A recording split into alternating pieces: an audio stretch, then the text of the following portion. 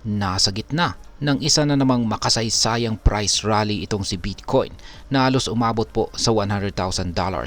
Isang milestone na matagal na pong hinihintay ng crypto community.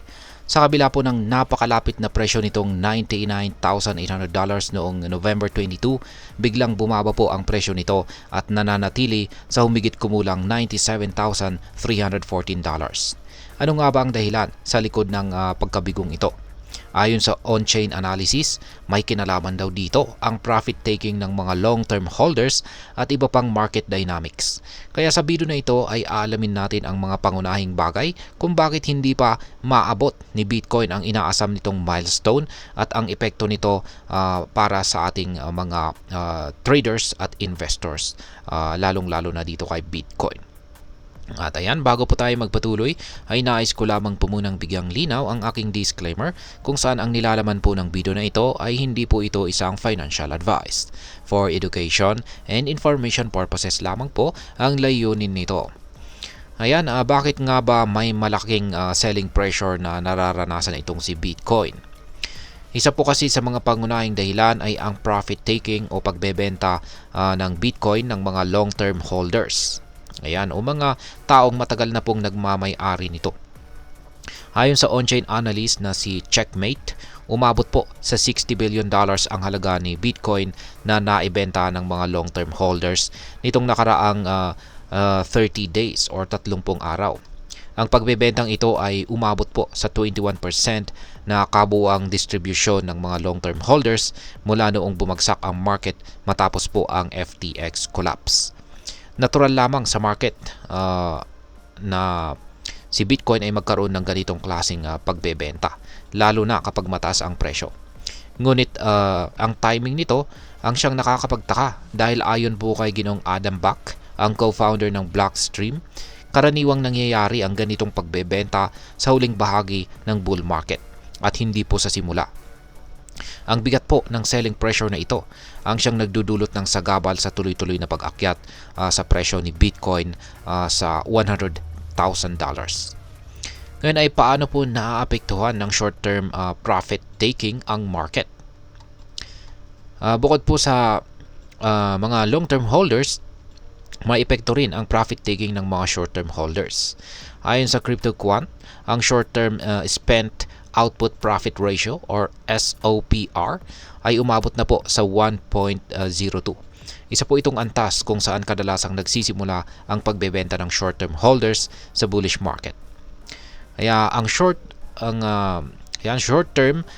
spend output profit ratio ay isa po itong sukatan kung gaano po karaming kita ang nakukuha ng mga nagbebenta ng Bitcoin na hawak nila ng mas mababa sa 155 days. Kapag ang ratio na ito ay umakyat po sa 1.02, nangangahulugan itong maraming nagbebenta upang kunin ang kanilang kita.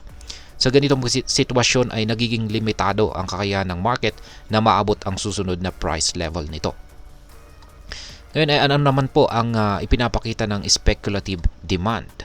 Sa kabila po ng malakas na selling pressure ay hindi po nawawala ang pag-asa ng market dahil sa pagtaas ng speculative demand.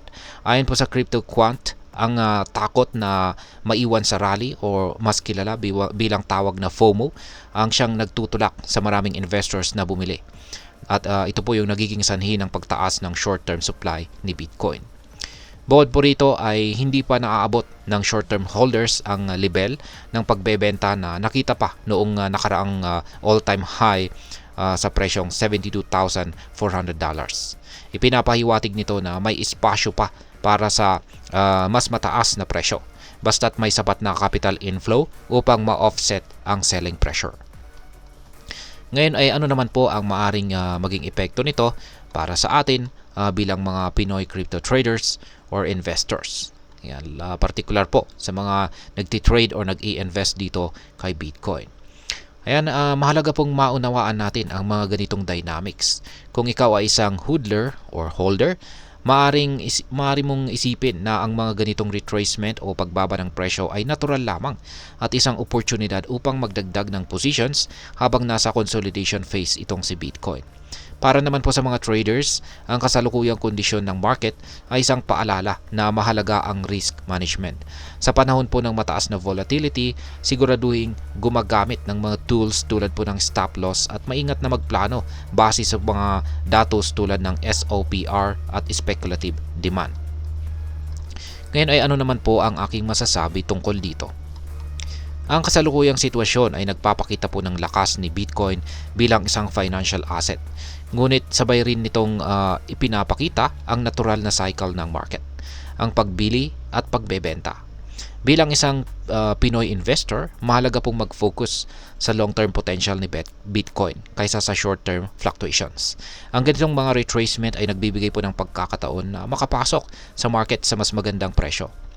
Ang pagbabantay naman po sa on-chain metrics tulad po ng long-term holders distribution at saka SOPR ay makakatulong upang maunawaan po natin ang sentiment ng market. Kaya't kung nais mong maging matagumpay sa larangan ng crypto, pag-aralan po natin ang data or mga datos, planuhin ang ating galaw at huwag po tayong padadala sa emosyon. Kung sa tingin mo ay kapaki-pakinabang ang video na ito, huwag pong kalimutang mag-subscribe, mag-like at magbahagi ng iyong opinion sa comment section sa ibaba. At ayan, marami pong salamat sa panunood. Ingat po tayo lagi at God bless po sa ating lahat.